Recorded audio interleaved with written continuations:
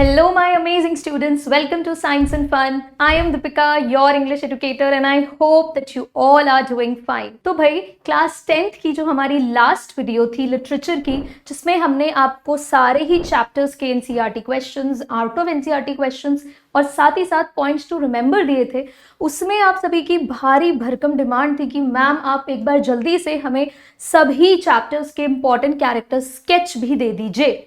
तो भाई आप डिमांड करें और हम आपकी डिमांड को पूरा ना करें, ऐसा कैसे हो सकता है। तो आज के सेशन में हम लोग आपकी दोनों ही बुक्स के यानी कि first flight and footprints without feet के जितने भी चैप्टर्स हैं उनके इंपॉर्टेंट कैरेक्टर स्केच को कवर करने वाले हैं।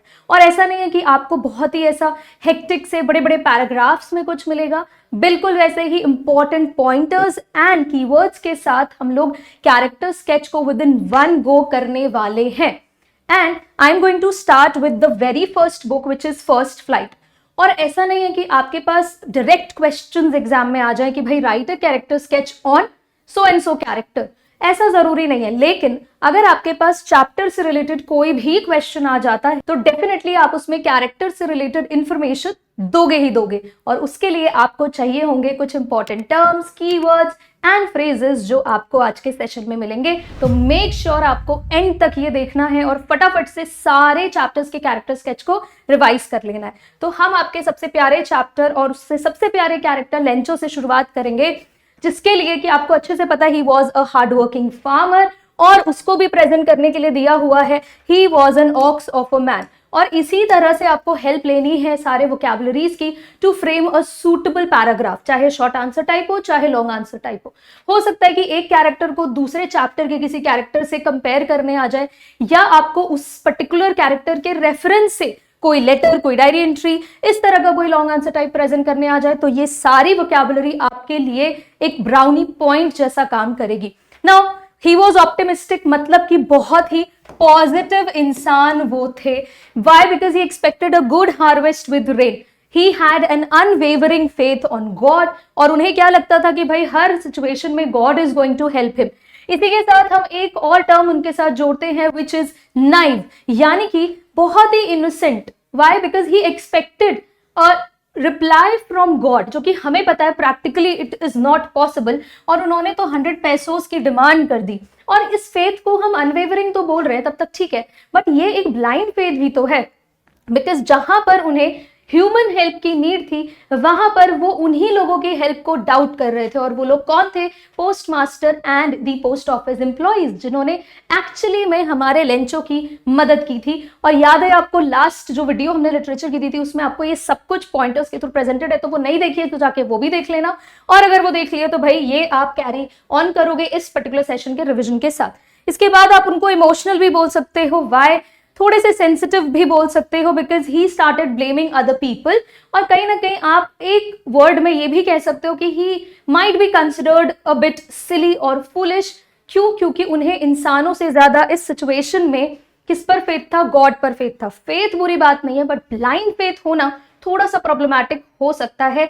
लेट्स से अगर वो लेटर पोस्ट ऑफिस एम्प्लॉइज के हाथों में नहीं लगता तो यहां पर उनको कोई हेल्प नहीं मिलती, और शायद ऐसा कोई फेथ उनका वो भी शैटर हो जाता। तो ऐसे ओपन एंडेड तरीके से आपको चैप्टर को भी सोचना है, ताकि आपको अगर कोई लॉन्ग आंसर टाइप ऐसा मिलता है तो आप बहुत आराम से उनका आंसर करें। इसके बाद हमारे पास जो इस सेम चैप्टर से कैरेक्टर है वो है पोस्ट मास्टर। आपको उनके एक्शन से पता है उन्होंने लेंचो की हेल्प की थी, तो he was a kind and generous man. Generous कौन होता है? जो बहुत ही दिलदार होता है, जो दूसरों की हेल्प करता है। अम्यूज्ड बट एडमायरिंग, इनिशियली उनको लेटर पढ़ के बहुत हंसी आई थी, एंड दैट इज वाई हमने लिखा है कि ही वाज अम्यूज्ड, राइट? वो बहुत हंस रहे थे कि ऐसे कैसे कोई गॉड से पैसे मांग सकता है, लेकिन he admired his faith on God. किसका फेथ? लेंचो का फेथ। फिर हम बोल सकते हैं कि ही वॉज कंपैशनेट। अब लेंचो तो एक स्ट्रेंजर था ना उनके लिए, फिर भी उन्होंने उसकी हेल्प करने की सोची, तो भाई केयर एंड कंपैशन हमें उनके कैरेक्टर से देखने मिलता है। ही वॉज सेल्फलेस, मतलब अपने बारे में वो नहीं सोच रहे थे, सेल्फिश होकर नहीं सोच रहे थे, सेल्फलेस होकर उन्होंने लेंचो की हेल्प करने की कोशिश की। इनफैक्ट यही सेम कैरेक्टर स्केच, ये वर्ड्स आप पोस्ट ऑफिस एम्प्लॉइज के लिए भी यूज कर सकते हो। देन आयरॉनिकली मिसजज्ड, ये आयरनी वाली सिचुएशन तो इन्हीं के साथ हो गई ना। लेंचो ने इन्हीं को बंच ऑफ क्रूक्स कह दिया, इतनी हेल्प के बाद भी उनको चीटर्स समझ लिया। वाई? बिकॉज वो सिर्फ और सिर्फ कितना मैनेज कर पाए थे? 70 पैसों। तो भाई एक कम अमाउंट था अकॉर्डिंग टू लेंचो, और उसका ब्लाइंड फेथ इतना था कि भाई गॉड उससे नहीं चीट कर सकते. So these post office employees were a bunch of crooks according to Lencho. और अगर हम पोस्ट ऑफिस एम्प्लॉइज या पोस्ट मास्टर को कहें तो he was a simple of human goodness, right. उनके जो एक्शंस थे हम देख सकते हैं, हम कह सकते हैं कि भाई दुनिया में अभी भी अच्छे लोग एग्जिस्ट करते हैं. तो ये सारे के सारे जो लेफ्ट हैंड साइड में आप वर्ड्स या आप फ्रेजेस देख रहे हो, you should use these in your answers. और अगर आपको इन वर्ड्स एंड फ्रेजेस को जस्टिफाई करना है तो आप इस तरीके से इंसिडेंट्स बताकर समझा सकते हो. अब अगले चैप्टर पर अगर हम आए तो वो है Nelson Mandela a long walk to freedom. इसमें एज सच आपको नेल्सन मंडेला का कैरेक्टर स्केच तो प्रीवियस ईयर क्वेश्चंस में नहीं पूछा है डायरेक्टली, लेकिन आपको उनकी जर्नी से इंस्पायर्ड कुछ क्वेश्चंस पूछ लिए जाते हैं जहां पर you might need some of key features of his character, कि भाई उनके कैरेक्टर से क्या चीजें सीखने लायक है. तो चैप्टर के बेसिस पर ये कुछ टर्म्स यहां पर निकाल कर मैं लेकर आई हूं, आप लोग इनको यूज करके अपने आंसर को फ्रेम कर सकते हो. ही वॉज अ फ्रीडम सीकर, बचपन से ही उनको आजादी की अलग अलग डेफिनेशन पता चली. आपको ये भी मैंने बताया हुआ है नेल्सन मंडेला का, अगर आपने वन शॉट नहीं देखा है तो जाकर देख लो. उसमें प्रॉपर मैंने सारा फ्रीडम को किस तरह से उन्होंने डिफाइन किया है, करेज को कैसे डिफाइन किया है, ऑप्रेसर एंड ऑप्रेस्ड की क्या उनकी तरफ से डेफिनेशन थी, सब कुछ प्रेजेंटेड है. उसके बाद he was a determined learner, education को एज अ टूल उन्होंने बनाया है to fight against the oppression. और क्या था वो फाइट किसके अगेंस्ट कर रहे थे, against the system of apartheid. इसके बाद हम उनको विजनरी लीडर बोल सकते हैं, उन्होंने सभी की इक्वालिटी के लिए फाइट किया. He was resilient and courageous, ये सारे टर्म्स आप मंडेला के साथ यूज कर सकते हैं. सेल्फलेस वो भी थे, बहुत ही सैक्रिफिशियल रहे. क्यों ऐसा बोल रहे हैं, क्योंकि देखो लगभग 27 साल उन्होंने प्रिजन में बिताए हैं और अपने लोगों के लिबरेशन को उन्होंने प्रायोरिटी दी, फ्रीडम को उन्होंने priority the. He was humble and forgiving. ऐसा क्यों, क्योंकि देखो इतने सालों से ब्लैक्स जो थे वो व्हाइट सुप्रीमेसी के अंडर सब्जुगेटेड थे, ऑप्रेस्ड थे. लेकिन जब इन्होंने ओथ लिया इनॉग्रेशन सेरेमनी में, ही डिसाइडेड कि भाई ऐसा नहीं है कि मैं अब रिवेंज यहाँ पर लूंगा कि व्हाइट्स ने आज तक हम पर रूल किया तो अब ब्लैक्स की बारी है. ऐसा उन्होंने नहीं किया, rather he tried to unite them, right. उन्होंने दोनों ही व्हाइट्स हो चाहे ब्लैक्स हो, दोनों के ही नेशनल एंथम को वहां पर गाने को कहा. एंड इस तरह से उनके कुछ बिहेवियर, कुछ एक्शन से हम कह सकते that he was humble and forgiving. He was a historic leader. Why, because he became the first black president of south Africa in the year 1994. आप उनको ये भी कह सकते हो कि भाई he was a man of integrity.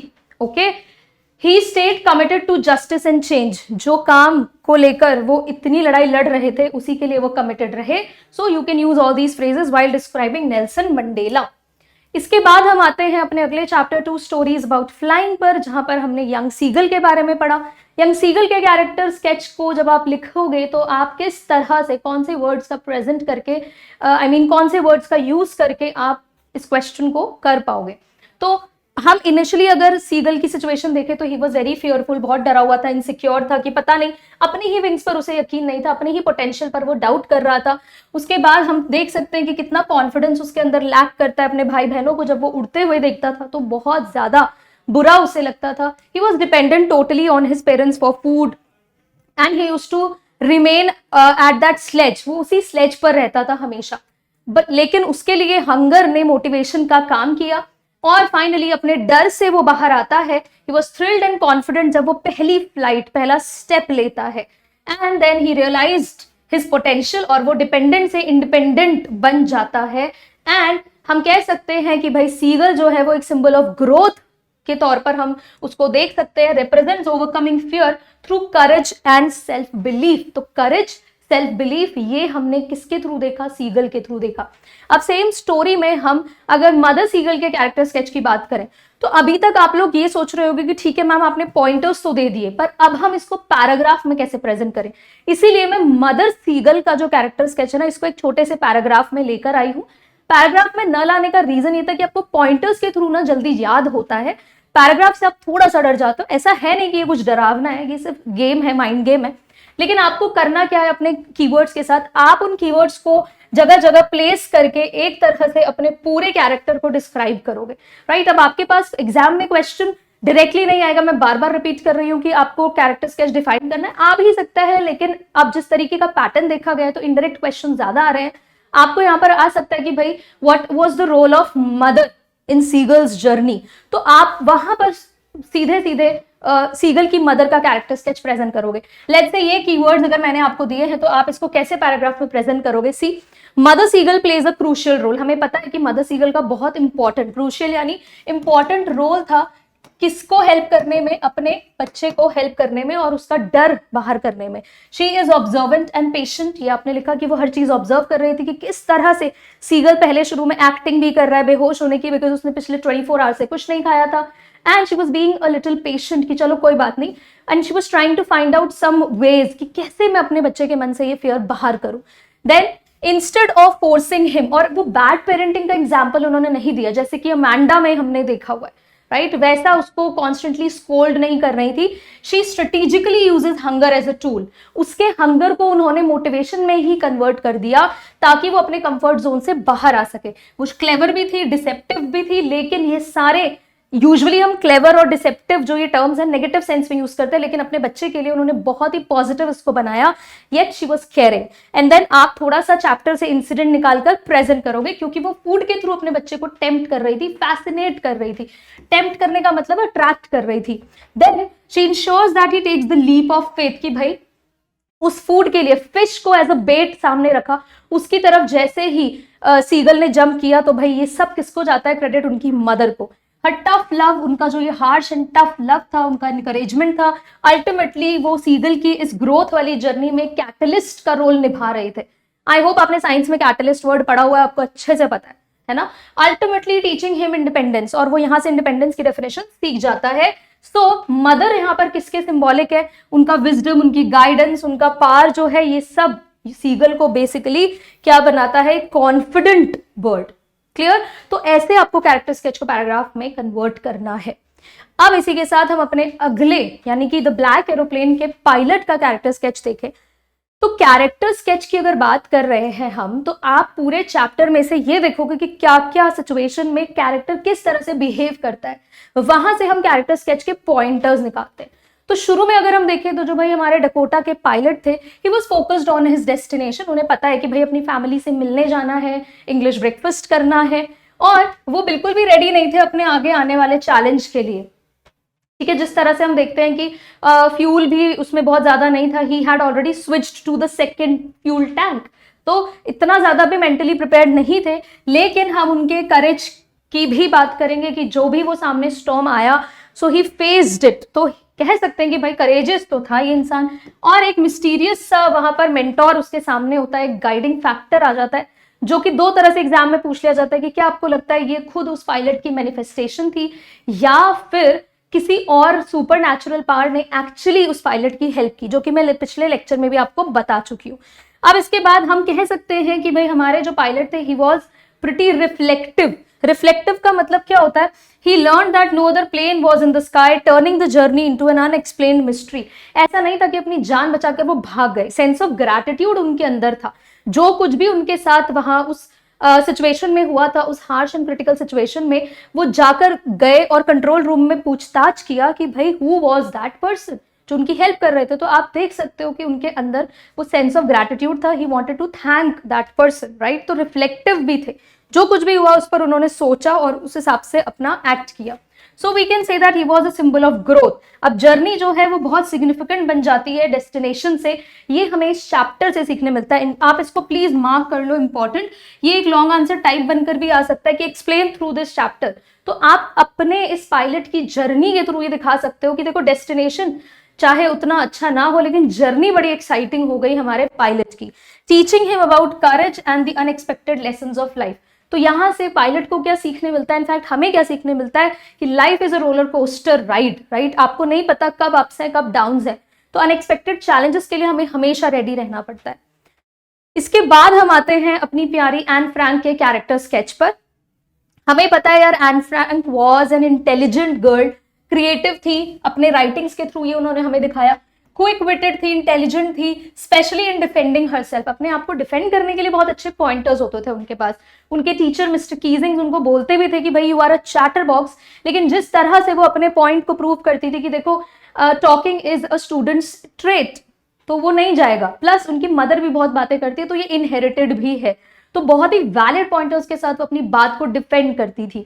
Then he was compassionate, right, दूसरों की तरफ केयरिंग एंड सेंसिटिव थी, मैच्योर फॉर हर एज, एक छोटी सी एज में इतनी इंपॉर्टेंट लेसन्स वो दे रही थी, एंड स्पेशली दैट पेपर वाला जो हमने सेंटेंस पढ़ा क्या था, जरा जल्दी से बता दो कमेंट्स में, बहुत इंपॉर्टेंट क्वेश्चन है वो, अबाउट पेशेंस। मैं आपको हिंट्स दे रही हूँ, आप वो स्टेटमेंट जरा एक बार कमेंट में लिख दो जल्दी से, आप वो यूज कर सकते हो while attempting any related question from this chapter.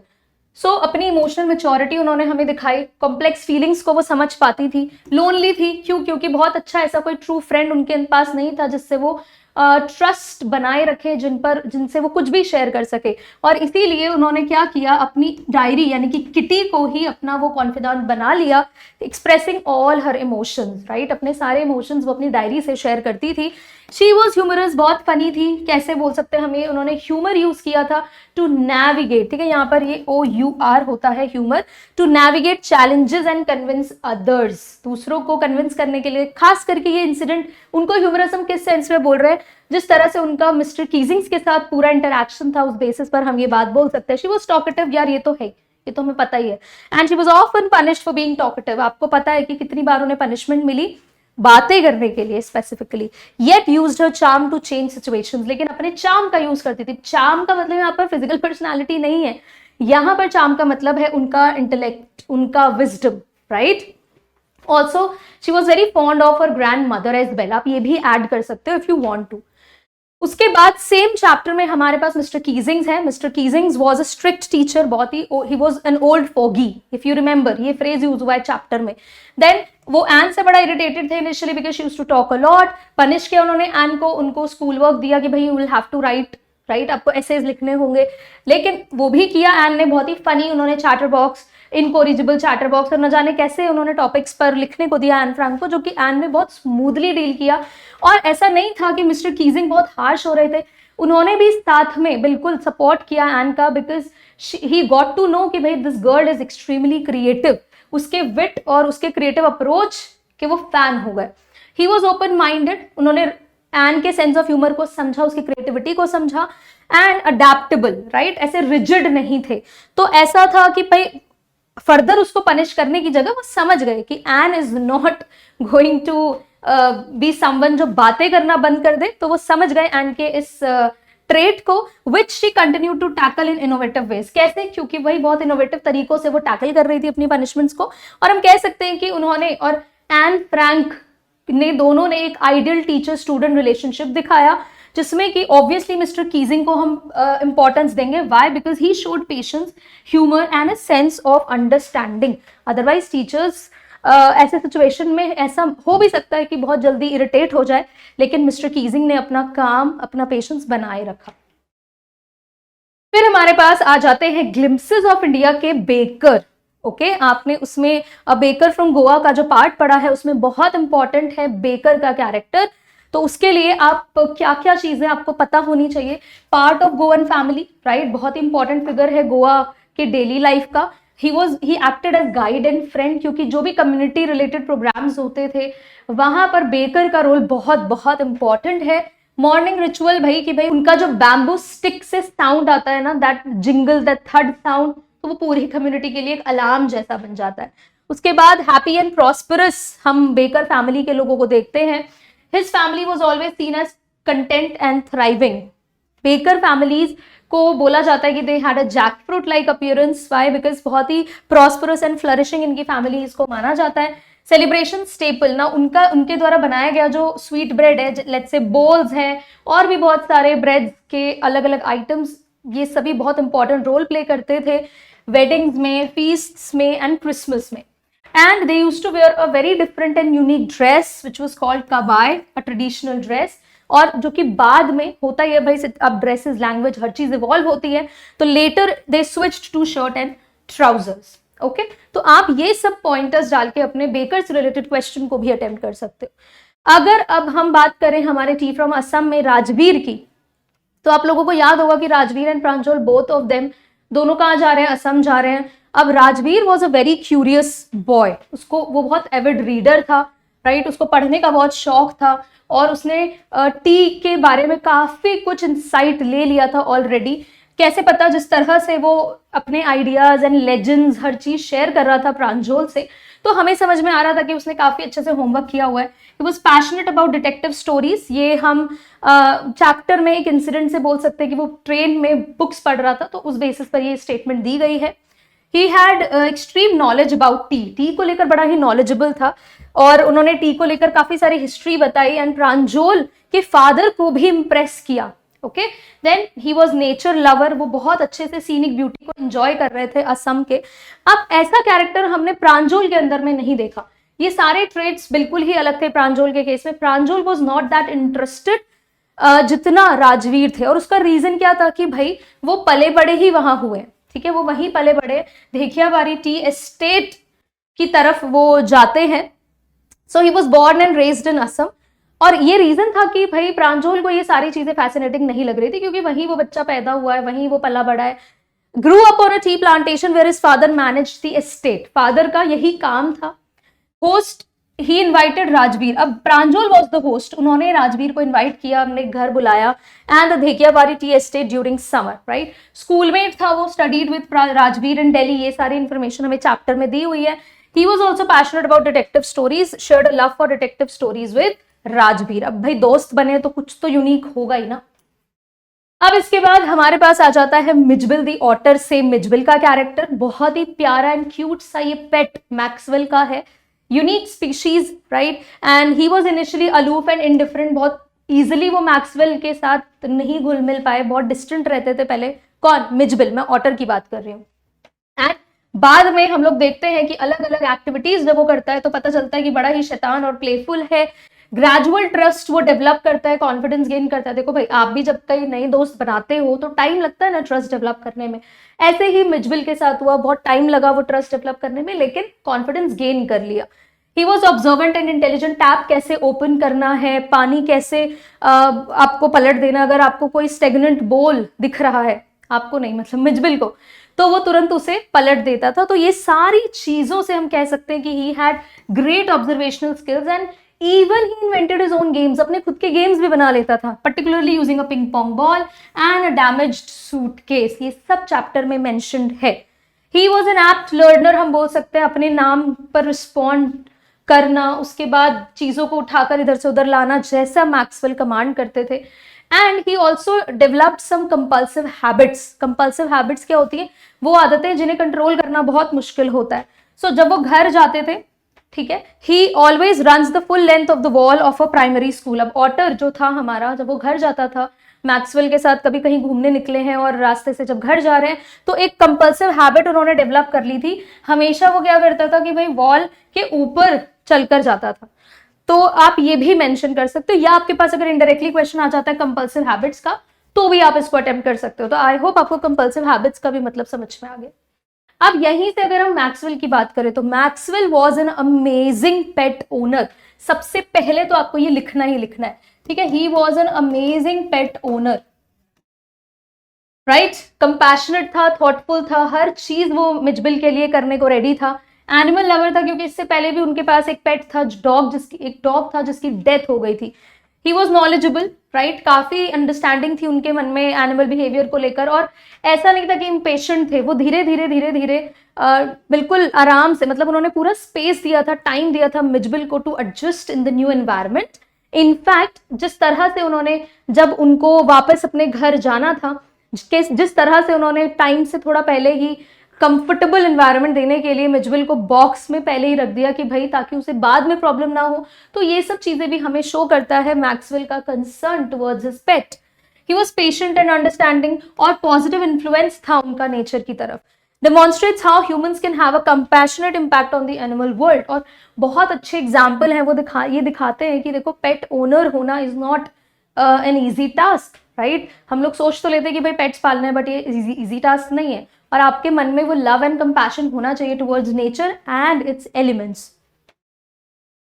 Okay, इसके बाद हमारी भाई वेली वली, ठीक है, not Valli exactly, she was a meticulous planner. She was amazing, बहुत ही स्मार्ट एंड इंटेलिजेंट. 8 साल की छोटी सी बच्ची, अपनी एज से बियॉन्ड वो मैच्योरिटी यहाँ पर हमें दिखा रही थी। क्यूरियस थी, एडवेंचरस थी, तभी तो अकेले उसने बस में घूमने का प्लान बना लिया। उसको अपने आप से बस राइड लेनी थी, उसको जानना था कि ये बस कहाँ जाती है। उसके लिए वो जगह जो थी एक अननोन जगह थी, और बस एक तरह से आप समझ लो उस मिस्टीरियस लैंड की तरफ एक ब्रिज जैसा काम कर रही थी वली के लिए। She was resourceful and responsible.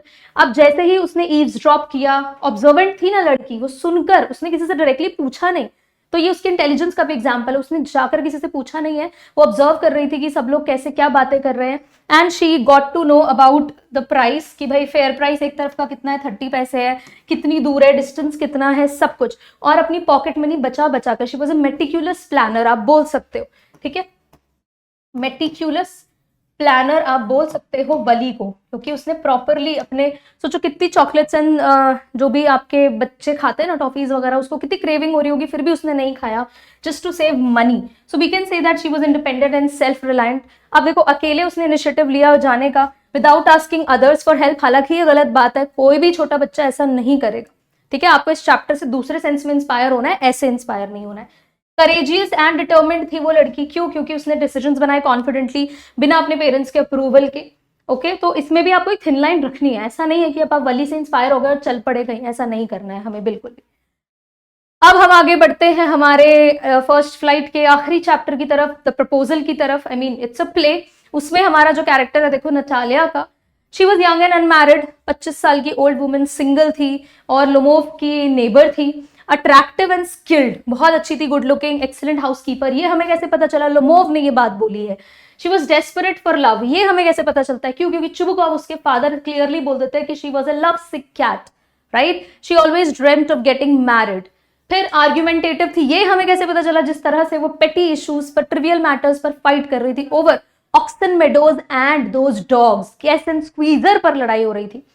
Sense of justice, हालांकि उसके अंदर ये बात उसको बहुत अच्छे से पता था कि अपने पॉइंट्स को कैसे रखना है, कैसे आपको जस्टिस अचीव करना है। अनफेयर ट्रीटमेंट वो अपने साथ बिल्कुल टॉलरेट नहीं कर रही थी। So she opposes unfairness even if she doesn't value the meadows. हालांकि कोई खास उसको वैल्यू नहीं थी ऑक्सन मेडोज की, लेकिन अपनी चीजों के लिए फाइट करना हमारी नटालिया को बहुत अच्छे से आता था। She was sharp and independent, determined not to give up land to others at any cost. उसको पता है कि भाई मेरी जमीन है, मेरे फोरफादर्स की जमीन है, मैं नहीं देने वाली हूँ इतनी इजिली। ईगर फॉर मैरिज, ये भी हमने देखा कि लोमोव इतनी लड़ाई के बाद भी लोमोव का प्रपोजल एक्सेप्ट कर लिया, तो it shows that she was eager to get married. इसके बाद हम चलते हैं नटालिया के फादर की तरफ, शुबुकॉव की तरफ। उनके कैरेक्टर को लेकर आपके मन में काफी चीजें पहले ही क्लियर हो चुकी होंगी कि he was a bit materialistic, right. पैसों के लिए वो हर चीज कर रहे थे यहाँ पर। अदरवाइज लोमोव को लेकर एज सच कोई बहुत फैसिनेशन उन्हें नहीं था। प्रैक्टिकल एंड मटीरियलिस्टिक आप उन्हें बोलोगे। मैरिज फॉर स्टेटस, सिर्फ स्टेटस के लिए वो शादी करना चाह रहे थे। एंड ये एग्जैक्टली पूरे चैप्टर का थीम भी है। He sees his daughter's marriage to Lomov as a way to improve his family standing. वो चाह रहे थे कि भाई ऑब्वियसली रशियन सोसाइटी में ये होता है, इनफैक्ट बहुत सी एलीट फैमिलीज में ये देखा गया है कि आप हमेशा अपने सिचुएशन को, अपनी वेल्थ को और बढ़ाना चाहते हो, अपने स्टेटस को और बढ़ाना चाहते हो। तो यहाँ पर चुबुकॉव ने भी यही सोचा और इसीलिए वो लोमोव से शादी कराने को रेडी हो गए थे। मैनिपुलेटिव थे, अपनी बेटी को एज अ टूल यूज कर रहे थे to achieve his goals. Persuasive, convincing भी थे, नटालिया को कन्विंस कर लेते हैं लोमोव से शादी करने के लिए। And he was self interested, उनका प्राइमरी कंसर्न सिर्फ और सिर्फ अपना खुद का मटेरियल बेनिफिट था और कुछ भी नहीं। यहाँ पर देखो, वो एक एल्डरली पर्सन थे, उनको वो लड़ाई सुलझानी चाहिए थी, लेकिन जिस तरह से वो नटालिया का सपोर्ट कर रहे थे अगेंस्ट लोमोव, इट शोज कि वो सेंस ऑफ मैच्योरिटी कहीं ना कहीं लूज करते हैं। फिर हमारे लोमोव की बात हम करते हैं। Another important character from the chapter, he was anxious, he was eager and he was a 35-year-old man जिसको शादी करनी है। क्यों भाई? क्योंकि उम्र चलती जा रही है। अब समझ लो, 35 ईयर्स के ऑलरेडी हो चुके थे लोमोव, उन्हें शादी करनी थी। And he was foolish and eccentric. Eccentric होता है बहुत ही वियर्ड। ये वर्ड आप और भी बहुत सारे कैरेक्टर्स के साथ कनेक्ट कर सकते हो आपके क्लास 10th के लिटरेचर से। Suffers from palpitations, palpitations word को तो आप लोमोव से जोड़ ही देना। एंड बहुत ही ऑर्डरली वो बिहेव करते हैं और बेकार की बातों पर वो बहस कर रहे हैं। उनको पता है कि वो प्रपोजल के लिए आए हैं, उनके लिए कितना इंपॉर्टेंट है ये काम, लेकिन वो सब कुछ भूलकर अपनी फाइट को कंटिन्यू रखते हैं। आर्ग्यूमेंटेटिव, ये तो बिल्कुल नटालिया के जैसे हमने भी देखा ही। And lack of self confidence, उनके अंदर कॉन्फिडेंस की बहुत बहुत कमी थी, because he was not able to express whatever he wanted to. Comical and immature, कई सिचुएशंस पर हम देख रहे थे, हमें हंसी भी आ रही थी, बहुत ही ह्यूमरस प्ले था, तो हम बोल सकते हैं कि was bit immature and comical. Childish behaviour हमने उनका देखा, जिस तरह से वो अपनी मैरिज इस इंपॉर्टेंट प्रोस्पेक्ट को प्रायोरिटाइज नहीं कर पा रहे थे, तो हमें लग रहा था एकदम बचकाना सा बिहेवियर है उनका, बिकॉज ये सबसे इंपॉर्टेंट इनके लिए वो फाइट नहीं, उनका ये मैरिज प्रोस्पेक्ट होना चाहिए था। तो इसी के साथ हमारी फर्स्ट फ्लाइट बुक कंप्लीट होती है और अब हम बढ़ते हैं अपनी फुटप्रिंट्स विदाउट फीट के साथ, जहां पर मेजॉरिटी तो यार चोरों वाले चैप्टर्स हैं, तो इसमें भी कोई बहुत डिफिकल्ट कैरेक्टर स्केच आपके पास नहीं है। हम शुरू करेंगे ट्रायम्फ ऑफ सर्जरी की मिसेस पंफ्रे से। आई होप यू रिमेंबर हर, इन्हें कौन भूल सकता है ना। She was a wealthy and resourceful person, middle aged woman थी, बहुत सारे सर्वेंट्स, बहुत सारे मेड्स, ट्रिकी जैसी लाइफ कौन नहीं जीना चाहता था। लेकिन हाँ, वार्म एंड जेनरस, हम इनको थोड़ा सा सिली बोल सकते हैं, लेकिन काइंड थी, अपने विजिटर्स को बहुत काइंडनेस से, हॉस्पिटैलिटी से डील करती थी, इमोशनली अटैच्ड थी अपने पेट ट्रिकी के साथ, और इसीलिए उसको खिला पिलाकर ओवर पैम्पर करके ब्लोटेड सॉसेज जैसा बना दिया था। शी वॉज ओवर इंडल्जेंट, इसीलिए हम बोलेंगे टेंडर हार्टेड, बहुत कमजोर दिल की थी, बहुत अपसेट हो गई थी जब ट्रिकी बीमार पड़ा, अपना केयरिंग नेचर उन्होंने दिखाया। तो amazing pet owner, no doubt, लेकिन सिर्फ प्यार दिखाने से आप एक अच्छे पेट ओनर नहीं बन जाते, आपको हेल्थ का भी ध्यान देना पड़ता है अपने पेट्स का, जहां पर मिसेस पंफ्रे फेल हो गई। She couldn't say no to her pet, right, इसीलिए बेचारा पेट बीमार हो गया और फिर खुद ने भी सफर किया, उससे दूर रहना पड़ा कुछ दिन। लेकिन हमारे प्यारे डॉक्टर हैरियट ने इनकी प्रॉब्लम सॉल्व कर दी थी। He was a compassionate and dedicated veterinarian, ठीक है, वो एक वेटरिनेरियन थे, जो एनिमल के डॉक्टर होते हैं उनको वेट कहा जाता है। And he was competent and knowledgeable, ऐसा नहीं था कि नॉलेजेबल नहीं थे, बहुत ही स्किल्ड थे। और उन्होंने देखो ट्रिकी के साथ सिर्फ एक चीज़ की, उसको उसका सारा जो भी न्यूट्रिएंट्स का इंटेक था वो कट डाउन कर दिया, और उसको खूब एक्सरसाइज करवाई, उसको खूब खेलने दिया। एंड ही वॉज केयरिंग, ये क्लियरली हम देख सकते हैं जिस तरह से उन्होंने ट्रिकी की प्रॉब्लम को समझा और उस पर रिएक्ट किया। He was humorous and personable, हम ह्यूमरस बोल सकते हैं, भाई सेंस ऑफ ह्यूमर तो बहुत अच्छा था हमारे डॉक्टर हैरियट का, कैसे पता, और फनी भी बन गया थोड़ा सा चैप्टर बीच में, जब मिसेस पंफ्रे के थ्रू भेजा गया जो भी सामान था, फिर चाहे वो चॉकलेट्स हो, केक्स हो, वाइन हो, वो डॉक्टर हैरियट और उनकी टीम ने एंजॉय किया। He was empathetic, he listens to his clients and makes them feel comfortable। और ये एग्जैक्टली कब हुआ था, जब हमारे ट्रिकी का रिकवरी पीरियड चल रहा था। उस टाइम पर मिसेस पंफ्रे खूब सारे चीजें भेजा करती थी, एग्स भेजती थी, तो ये सब कुछ डॉक्टर हैरियट अपने और अपनी टीम के लिए रखते थे, और ट्रिकी तक उन्होंने कुछ भी नहीं पहुंचने दिया। तो इससे हम कुछ नेगेटिव उनका कैरेक्टर नहीं जज करेंगे, ये एक्चुअली ट्रिकी के लिए ही बेनिफिशियल था कि वो अपने फूड इनटेक पर कट डाउन करें। इसके बाद आते हैं हम अपने अगले चैप्टर द थीफ स्टोरी के हरी सिंह पर। हरी सिंह जो है वो है हमारा चोर। आपको कंफ्यूज नहीं होना है, दो कैरेक्टर्स हैं, हरी सिंह और अनिल। आप कैसे याद रखोगे इनमें से चोर कौन है? देखो, हरी सिंह का नाम में हरी है, लेकिन एक्चुअली वो क्या है? He was a thief, right? So he was a seasoned small time thief, manipulative था, प्रोफेशनल था अपने काम में, डिसीटफुल था, अपनी अट्रैक्टिव सी स्माइल से और काफी अच्छे ऑब्जर्वेशनल स्किल्स से उसने अनिल को जज कर लिया, और अपने झूठ और फॉल्स नेम से वो पुलिस से बचता आ रहा था। और अनिल से भी उसने चोरी कर ली। कैसे चोरी करी? पहले तो डेली बेसिस पर छोटा छोटा प्रॉफिट वो कमाने लगा। अनिल को उसने कन्विंस कर लिया किसी तरह कि भाई I want to work with you, मेरे पास कुछ भी नहीं है अभी एंड मुझे कुछ ऐसा चाहता भी नहीं है। लेकिन अनिल जो कि बहुत ही काइंड हार्टेड था, अभी हम उसका भी कैरेक्टर स्केच करेंगे, वो उसको काम देता था रोज रोज, और जो भी घर का सामान होता था उसमें से एक एक रुपए कुछ अमाउंट जो है अनिल से चुरा लेता था Hari Singh. Despite his dishonesty he was open to change. हाँ, हरी सिंह में ये बात थी कि देखो वो डिसऑनेस्ट जरूर था, लेकिन he was ready to change. He started thinking about education and reforming himself. वो अपने आप को बदलने के बारे में सोचने लगा था जब उसने नए नए स्किल्स सीखे, जैसे कुकिंग, रीडिंग एंड राइटिंग, और ये सब उसे कौन सिखा रहा था? अनिल। और अनिल से बढ़ती फ्रेंडशिप और ट्रस्ट ने अल्टीमेटली उसको चेंज तो कर दिया था, लेकिन बीच में आपने देखा कि उसका ग्रीड जो है ओवरपार कर गया और उसने चोरी करी अनिल के घर से। लेकिन जैसे वो चोरी करके भागता है, वो हेजिटेंट भी हो जाता है, वो घबराता भी है कि भाई अनिल के साथ ही करना गलत हो जाएगा, right? He was a careless man. तो पता नहीं क्यों बहुत मुश्किल हो रहा है, प्लस वो बहुत अच्छा फ्रेंड भी बन गया था हरी सिंह का। तो अब ये सेंस ऑफ हेजिटेशन आना ही कह सकते हैं कि हरी सिंह के कैरेक्टर में बहुत बड़ा एक चेंज है। In the end Hari Singh return the stolen money, आखिर में हरी सिंह क्या करता है, वो स्टोलन मनी चुरा लेता है, फ्रेंडशिप की वैल्यू रखता है एंड वो बहुत बड़ा लेसन अनिल से सीखता है। तो हम कहेंगे कि भाई, और ऑब्वियस सी बात है, अपने आप को इतना बड़ा चेंज, अपने आप के अंदर इतना बड़ा चेंज लाना ये करेज ही तो है।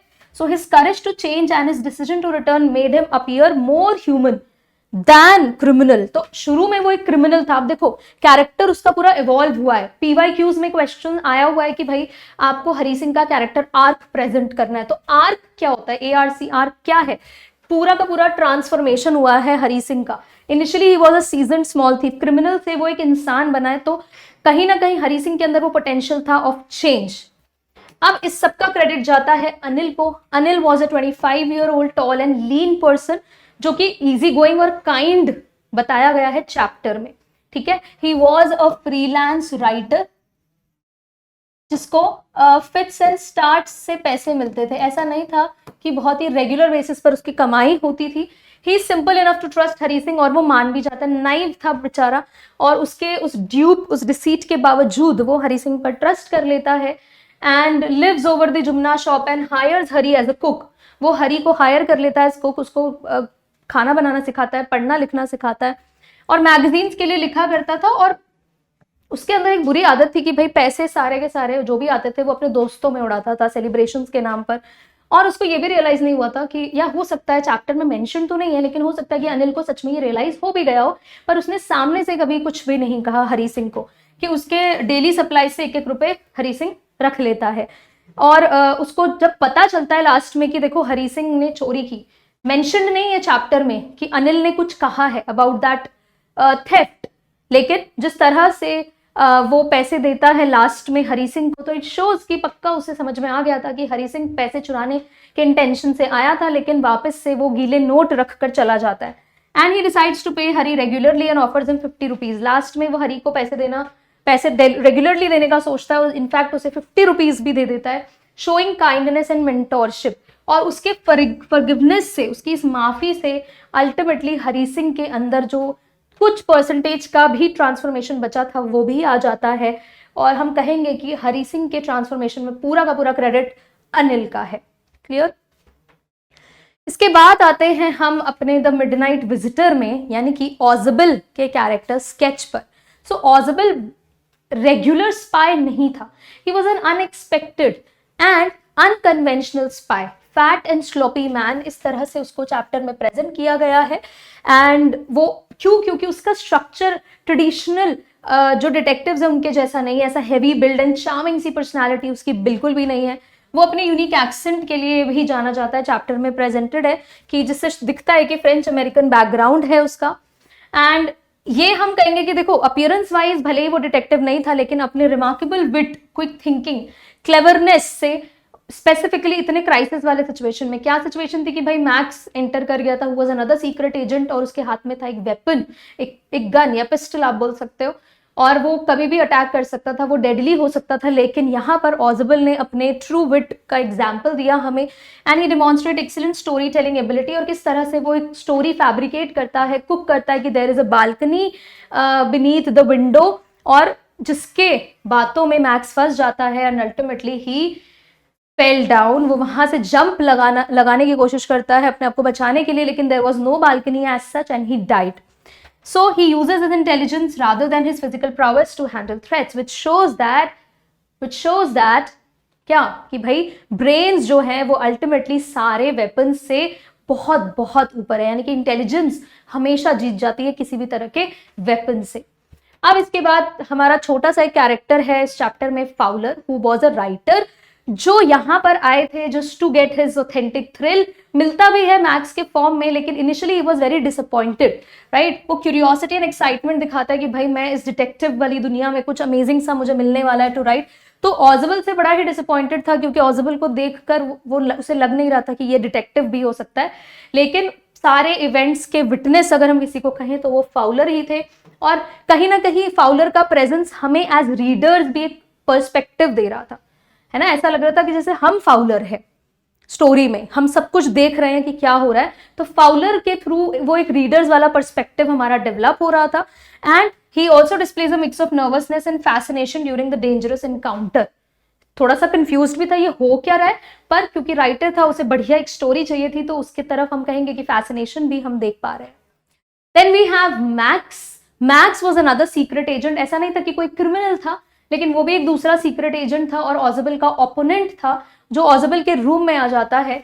He is described as a thin and not very tall person, जो कि देखने में एक कनिंग और एक क्राफ्टी फॉक्स जैसा लग रहा था।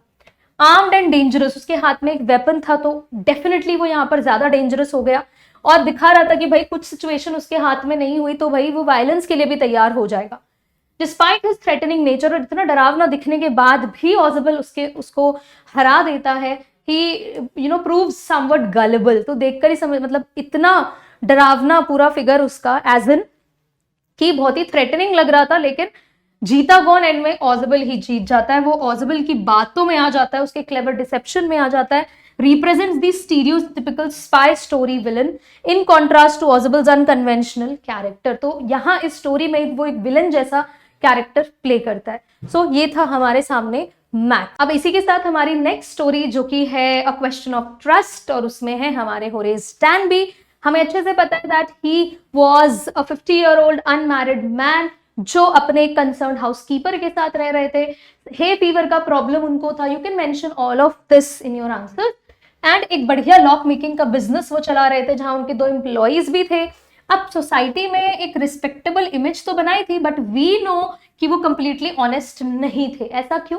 बिकॉज वो क्या करते थे, देखो उनका बहुत ही पैशन था towards collecting rare and expensive books, और इसी वजह से he used to commit 1 robbery every year ताकि वो बुक्स का कलेक्शन अपना कंटिन्यू रख सके। अब ऐसा नहीं था कि वो वायलेंस का यूज करते थे या गरीबों को लूटते थे। He used to rob these elite society members and we can say that he was a meticulous planner। हर चीज एकदम बारीकी से प्लान कर रहे थे।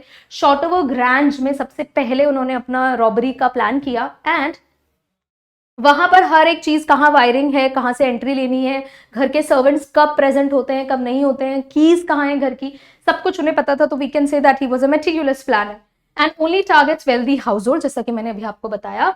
लेकिन इतना सा प्लान करने के बाद भी अपनी प्लानिंग पर कॉन्फिडेंस नहीं दिखाने का रिजल्ट देखो क्या हुआ कि वो डिसीव हो गए by the lady in red. So अपना नाइव नेचर यहाँ पर दिखा दिया कि भाई किसी और पर उन्होंने ट्रस्ट कर लिया, और उस लेडी ने कैसे ड्यूप किया कि भाई she was the owner of the house. She leaves finger, okay not the lady, but वो क्या करती है, अपनी बातों में ऐसे उलझा देती है हमारे होरेस डैनबी को कि वो अपने फिंगरप्रिंट्स भी छोड़ देता है। तो इतनी प्लानिंग के बाद इतनी बेसिक सी गलती हम तो नहीं एक्सपेक्ट करते हैं होरेस डैनबी से। तो कहीं ना कहीं यहाँ से एक लेसन भी हमें देकर जाते हैं होरेस डैनबी की भाई अपनी प्लानिंग, अपनी पोटेंशियल पर भरोसा रखना चाहिए। इस पर आपको एक वैल्यू बेस्ड क्वेश्चन बन सकता है। Serves as assistant librarian in prison and often reflects on how he was outwitted. आज भी मतलब देखो ऑब्वियसली उस इंसिडेंट के 2 दिन बाद ही वाज अरेस्टेड, और वो किसके जैसा, वो क्या काम कर रहे हैं, उनको क्या पनिशमेंट दिया कि प्रिजन में असिस्टेंट लाइब्रेरियन का काम वो कर रहे हैं। एंड आज भी वो उस ट्रस्ट को तोड़े जाने को याद रखते हैं कि भाई ये तो बहुत गलत चीज हो गई, एक चोर ने ही दूसरे चोर को लूट लिया। और क्योंकि वो हमेशा उस ऑनर अमंग थीव्स के कोड ऑफ कंडक्ट को फॉलो करते थे, ही डिडंट एक्सपेक्ट कि कोई दूसरा ऐसा नहीं करेगा। तो उनके लिए ये हार्ट ब्रेक था कि भाई एक लेडी थीफ ने ये कोड ऑफ कंडक्ट को तोड़ दिया। और इसी के साथ हमारे लिए द लेडी इन रेड भी एक इंपॉर्टेंट कैरेक्टर बन जाती है। She was a clever and skilled thief जिसने होरेस डैनबी को ड्यूप किया, और कैसे उसने ओनर की वाइफ बनने का एक नाटक किया। She was quick thinking and manipulative, obviously बातों में उलझा दिया भाई होरेस डैनबी को। अपनी स्टोरी को बिलीवेबल बनाने की बहुत कोशिश करती है। स्ट्रेटेजिक प्लानिंग एबिलिटीज हमने देखा। इनफैक्ट देखा जाए तो उसके सामने भी तो होरेस डैनबी एक सरप्राइज ही था, लेकिन वो हमें ज्यादा पोटेंशियल उसके अंदर देखने मिला बिकॉज इस सडन एनकाउंटर को उसने बहुत अच्छे से मैनेज किया। होरेस डैनबी के जैसे वो फंसी नहीं बातों में, और बहुत आराम से वो वहां से निकल जाती है उस स्टोलन ज्वेलरी के साथ, और अपना साइकोलॉजिकल मैनिपुलेशन का यूज कर लेती है होरेस डैनबी पर। और क्लियरली हमें यहाँ पर दिखता है कि she was more professional and cunning than Horace Danby and shows no moral code unlike Horace. Horace का क्या कोड ऑफ कंडक्ट था कि भाई there is honour among thieves, कि भाई एक चोर दूसरे चोर को नहीं लूट सकता। तो यहाँ पर लेकिन उस लेडी इन रेड ने कोई कोड ऑफ कंडक्ट फॉलो नहीं किया एंड अल्टीमेटली शी वन। इसी के साथ हमारा अगला चैप्टर है फुटप्रिंट्स विदाउट फीट, जहां पर सबसे इंपॉर्टेंट कैरेक्टर है Griffin. You know that he was N eccentric and lawless person, lawless scientist, जिसने अपनी डिस्कवरी इनविजिबिलिटी ड्रग का बहुत ज्यादा मिसयूज किया, रिवेंज लेने के लिए अपने लैंडलॉर्ड के घर पर आग लगा दी और वहां से एस्केप कर गए, चोरी की, असॉल्ट, कितना लोगों को परेशान किया स्टोर्स में से और क्लर्जी मैन के घर से उन्होंने चोरी की। उनका जो ग्रिफिन का जो कोई टेम्पर था, इमोरालिटी थी, इससे अल्टीमेटली उन्होंने एक के बाद एक बहुत सारे क्रिमिनल एक्ट्स किए डिस्पाइट हिज ब्रिलियंस। तो कहीं ना कहीं ये सारे एक्शंस की वजह से उनका जो नेगेटिव ट्रेड था ना वो हाईलाइट हो रहा था, लोग उन्हें पसंद नहीं कर रहे थे एंड उनका जितना भी ब्रिलियंस था ना वो सब एक तरह से ओवर शैडो हो गया, ठीक है, हिडन था। His discovery was not in favour of the society, right, उनका जो डिस्कवरी था ये सोसाइटी के फेवर में नहीं था, rather it led to havoc, तबाही मचा दी थी। तो आप इस तरह से इनके कैरेक्टर को डिस्क्राइब करेंगे। इन्हीं के बिल्कुल ऑपोजिट थे हमारे Richard एब्राइट, the making of scientist के। तो भाई उनकी तो वर्सटाइल पर्सनालिटी थी, ऐसा नहीं था कि साइंटिस्ट थे तो सिर्फ और सिर्फ किताबें पढ़ते थे, हर एक फील्ड में he was amazing, extra cocurricular activities में अमेजिंग स्पीकर थे, डिबेट्स में पार्टिसिपेट करते थे and he was passionate about molecular biology, जिस फील्ड में वो साइंटिस्ट थे बहुत छोटी एज से ही, एंड बहुत क्यूरियस रहते। तो curiosity acted as a fuel for him, इस लाइन को लिख लेना, क्यूरियोसिटी ने इनके लिए फ्यूल का काम किया। बटरफ्लाइज के कलेक्शन का उनको बहुत शौक था and persistent despite obstacles and setbacks, कितनी भी प्रॉब्लम्स आई, कोई भी एक्सपेरिमेंट, लेट्स से किसी भी एग्जीबिशन में वो पार्टिसिपेट करते थे, हारते थे तो उसको उन्होंने ऐसे नहीं लिया कि भाई कि ये फेलियर है मेरे लिए, एक लर्निंग अपॉर्चुनिटी उसे बनाया and every time he fought against it, अगली बार उससे भी बेटर करके आते थे। So he was persistent. आपको ये वर्ड लिखने पड़ेंगे आंसर्स में। He thrived in a competitive educational environment due to his curious nature, बहुत पार्टिसिपेट करते थे ऐसे कॉम्पिटिटिव एनवायरनमेंट में, तो इससे भी उनको बहुत हेल्प हो रहा था। A theory of living cells उन्होंने डेवलप किया when he was hardly 24। Competitive थे लेकिन ये नेगेटिव सेंस में नहीं थे, पॉजिटिव मैनर में थे and he was aiming for excellence. खुद से ही वो कॉम्पिटिटिव स्पिरिट थी उनकी कि मुझे खुद से बेटर करना है, किसी और से नहीं वो लड़ते थे। Dedicated researcher exploring the mysteries of nature, और इसी चैप्टर में आपके लिए इंपॉर्टेंट हो जाता है रिचर्ड एब्राइट की मदर का रोल, मदर का कैरेक्टर। अगर मदर नहीं होती तो शायद ये अपनी लाइफ में इतना बेटर नहीं कर पाते। She was supportive, caring and encouraging, अपने सन के पोटेंशियल को समझा, उसके इंटरेस्ट को इनकरेज किया, foster is to encourage something and सारे रिसोर्सेज, सारी अपॉर्चुनिटीज प्रोवाइड की और उस बुक से भी इंट्रोड्यूस करवाया जो रिचर्ड एब्राइट के लिए एक टर्निंग पॉइंट बन गया। कौन सी बुक थी फटाफट से कमेंट्स में लिख दो, मैं हिंट दे देती हूँ, उसमें मोनार्क वर्ड का यूज होता है, फटाफट से मुझे कमेंट्स में आंसर करो। And she help Richard navigate his failures को नेविगेट करना सिखाया, कैसे उसमें से अपने लिए अपॉर्चुनिटी ढूंढनी है और कैसे आगे बढ़ते रहना है। She acted as a mentor and guide in Richard's journey to success and played a key role in nurturing him for learning and discovery, right. इसी तरह से दो और कैरेक्टर्स हैं इस चैप्टर्स में, हालांकि बहुत ज्यादा उन पर नहीं है लेकिन उनका भी रोल है। एक है मिस्टर वायरर और एक है डॉक्टर ओरकट। तो ये दोनों का कैरेक्टर स्केच तो ऐसा सच नहीं है, लेकिन एक शॉर्ट आंसर टाइप आप प्रिपेयर करेंगे कि ओरकट का क्या रोल था और वायरर का क्या रोल था।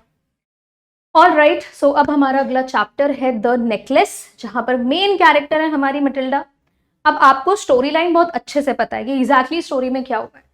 Matilda was a young and pretty woman, लेकिन she always dreamed of a luxurious life, उसको एक लग्जरियस लाइफ चाहिए थी। Unfortunately she was born into a simple family, शादी भी एक बहुत ही सिंपल पर्सन से होती है, मिस्टर लॉइजल, जिनका कैरेक्टर स्केच भी हम अगली स्लाइड में देखेंगे। अब आपको अगर मटिल्डा के बारे में कुछ लिखना है तो भाई सबसे पहला वर्ड जो बनता है वो बनता है she always remained dissatisfied. Husband ने कपड़ों का भी इंतजाम कर दिया पार्टी के लिए, फिर भी खुश नहीं थी। फिर हस्बैंड ने एक बहुत अच्छा सजेशन दिया कि भाई पार्टी में जाने के लिए आप अपनी फ्रेंड से नेकलेस भी बोरो कर सकती हैं, वो आ गया। शी वॉज हैप्पी नाउ, सब कुछ अच्छा चल रहा था, लेकिन फेट कहाँ साथ दे रही थी। She lost that necklace and उनको लगा कि एक डायमंड नेकलेस था जो उनसे खो गया है, उसके डेट को रीपे करने के लिए बहुत सालों का स्ट्रगल उन्हें फेस करना पड़ा। She lacked wisdom and responsibility, ये हम इस पूरे इंसिडेंट से कह सकते हैं, and failed to understand the value of contentment. कभी वो खुश नहीं रहती थी, तो इस वजह से हम बोल सकते हैं she never valued contentment and living within one's means. उन्हें नहीं पता था कि भाई जो है अपने पास रिसोर्सेज, हमें उसी में खुश रहना चाहिए। चीज़ों के बारे में सोचना, उनके बारे में सपने देखना एक अलग चीज़ होती है, लेकिन हर टाइम आप चीज़ों को लेकर कंप्लेन करते हो तो देखो क्या हालत हुई हमारी मटिल्डा की। तो बिल्कुल ऐसा ही हमारे साथ भी हो सकता है। और इस पूरे सिचुएशन में सपोर्ट किया किसने? हमारे मटिल्डा के हस्बैंड लॉइजल ने। He was simple and a content man, बहुत ही सेटिस्फाइड इंसान, अपनी वाइफ के बिल्कुल ऑपोजिट थे लॉइजल। ही was a loving and caring husband और हमेशा अपनी वाइफ को खुश रखना चाहते थे। ही वॉज सेल्फ सेक्रीफाइसिंग, अपनी सेविंग्स तक वो मटिल्डा के लिए कुर्बान कर देते हैं। क्या किस किस चीज के लिए उन्होंने पैसे बचाए हुए थे? जरा मुझे कमेंट्स में जल्दी से बता दो। He was hard working and responsible, tirelessly वो उस डेट को रीपे करने में लग जाते हैं जिसके पीछे पूरा का पूरा जो ब्लेम है वो मटिल्डा को जाता है। He was patient and supportive, कभी कंप्लेन नहीं किया इतने स्ट्रगल के बावजूद। प्रैक्टिकल एंड रियलिस्टिक, मटिल्डा के बिल्कुल ऑपोजिट थे mister लॉइजल। He was honest and sincere and symbol of devotion and resilience, right. Matilda के साथ वो इस पूरी टफ सिचुएशन में साथ में रहे।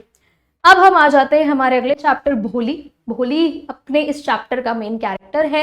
हर नेम वॉज सुलेखा, बहुत ही टफ सिचुएशन, टफ स्टार्ट रही लाइफ की। एक कॉट से वो जब वो छोटी थी तो कॉट से गिर गई, जिसकी वजह से उनका ब्रेन, उनका स्पीच अफेक्ट कर गया। लोग उनका मजाक उड़ाते थे for her stammer and pockmarked face due to smallpox, face पर पॉकमार्क्स थे, उसका मजाक उनका उड़ाया जाता था। घर पर पेरेंट्स ध्यान नहीं देते थे, कभी नए कपड़े पहनने को नहीं मिलते थे, her hair were never oiled. Started school at 7 साल की थी, स्कूल ज्वाइन किया और वहां एक टर्निंग पॉइंट ये उनके लिए प्रूव हुआ। टीचर ने फुल सपोर्ट किया, इनकरेज किया, कॉन्फिडेंस बूस्ट किया, improved her speech and self-esteem through education. So education acted as a tool for her and she refused to marry an old disabled man, Bishambar. बहुत ही बढ़िया ये incident हुआ भोली की लाइफ में, बिशंबर से शादी करने के लिए मना कर दिया, जो दिखाता है कि एजुकेशन का रिजल्ट क्या हुआ, that she was transformed into a bold person now. So education and encouragement transformed her into a confident individual. यही है पूरी भोली का कैरेक्टर स्केच। अब इसके बाद हमारे आखिरी chapter the book that saved the earth में हमारे पास दो बहुत ही प्रोमिनेंट से कैरेक्टर है। सबसे पहले है थिंक टैंक, जो आप बोल सकते हो कि he was a narcissist. However देखो, वो लीडर ऑफ मार्शियंस तो थे ही और खुद को सबसे इंटेलिजेंट समझते थे। ईगोटिस्टिकल आप बोल सकते हो, एरोगेंट आप बोल सकते हो, अपने ही इंटेलिजेंस की तारीफ करते थे, शॉर्ट टेम्पर थे, गुस्सा बहुत जल्दी आता था, ओवर कॉन्फिडेंट थे, उनको लगता था अर्थलिंग्स यानी अर्थ पर रहने वाले लोग और अर्थ एक इंफीरियर प्लैनेट है, और इतना फूलिश था कि एक नर्सरी राइम मदर गूज को ही मिसइंटरप्रेट कर लिया और उन्हें लगा कि अर्थ के लोगों ने कुछ मिलिट्री प्लान्स बनाए हैं to attack Martians. He was such a coward कि भाई बिना कुछ प्रॉपर समझे वो रिट्रीट का ऑर्डर दे देते हैं अपनी पूरी टीम को because of earth advanced technology. और हमें पता है वो एडवांस टेक्नोलॉजी क्या थी, वो सिर्फ और सिर्फ नर्सरी राइम्स थे जिनको मिस इंटरप्रेट किया थिंक टैंक ने। और यहीं पर थिंक टैंक के अप्रेंटिस नूडल की अगर हम बात करें, he was comparatively smarter than think tank. Manage कर लेता है थिंक टैंक को बहुत अच्छे से, उसकी बात को काट भी देता है लेकिन उसको ऑफेंड भी नहीं होने देता है। बहुत ही डिप्लोमेटिक पर्सन, मॉडेस्ट था, हम्बल था, ensures think tank gets all the praise. पूरी कोशिश करता है कि भाई क्रेडिट ऐसा लगे ना थिंक टैंक को कि भाई वो ले रहा है। हालांकि हमें चैप्टर पढ़ के समझ में आ गया who was behaving like a true leader. Logical था, वाइज था, polite and cooperative, tactful and diplomatic, जैसा कि मैंने अभी आपको बोला। हैंडल टास्क इंडिपेंडेंटली और बहुत आराम से स्मूथली सारे टास्क हैंडल कर लेता था। Practical and rational, rational is someone who knows कि क्या चीजें कब कैसे मैनेज करनी है, राइट। और रियल सॉल्यूशंस पर फोकस करता था। कम्युनिकेशन डिवाइसेस भी बुक को नूडल ने ही बोला। और इसी के साथ हमने अपने सारे कैरेक्टर स्केचेस को कर लिया है। आई होप ये पॉइंटर्स आपको बहुत मदद करेंगे अगर आप इनके फ्लैश कार्ड्स बना लेते हैं, जैसे आपने पिछले चैप्टर में जो पिछला सेशन था उसमें किया। एंड ये आपके एग्जाम के लिए बहुत बहुत फ्रूटफुल प्रूव होने वाला है। लेट मी नो कि अगर इस पूरे सेशन में आपको किसी भी वर्ड, किसी भी एक फ्रेज में प्रॉब्लम आया हो। I will get back to you and thank you so much for being here. Bye bye.